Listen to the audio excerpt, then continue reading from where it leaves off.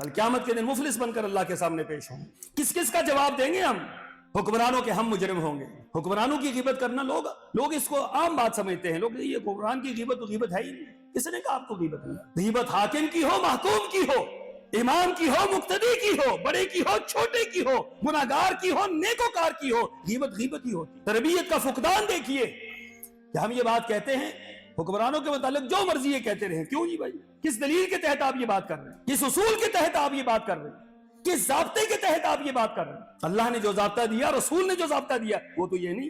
وہ بھی ایک انسان ہے، آپ ہی کے انسان ہے. آپ الزام لگا رہے ہیں، کل قیامت کے دن آپ کو اللہ کے سامنے ثابت کرنا پڑے گا. ہم معاشرے کی اصلاح کریں، کوئی بندہ بھی اگر کسی کے متعلق کوئی بات کہتا ہے فوری طور پر اس کو روک دیا جائے کہ آپ غلط کہہ رہے ہیں. آپ نے کہنا ہے اس کے سامنے بات کریں. آپ نے بات کرنی ہے اس کے سامنے بات کریں، یا اس فورم پر کریں جو فورم اس کی اصلاح کر سکتا ہے. مجھے بات کرنے کا کیا مقصد؟ اب میرے سامنے پورا دن آپ حکومت کے بارے میں روتے رہیں، میں کیا کروں گا حکومت کے بارے میں؟ اب پورا دن ڈپٹی کمشنر کے بارے میں میرے سامنے روتے رہیں، میں کیا کروں گا؟ مجھے تو میرا گھر سنبھالنا ہے، مجھے میرا ماحول سنبھالنا ہے، مجھے میری اپنی مسجد سنبھالنی ہے. جہاں تک میری بات چل سکتی ہے وہاں مجھے کہیں، میرا جو ادارہ ہے اس کے بارے میں کہیں.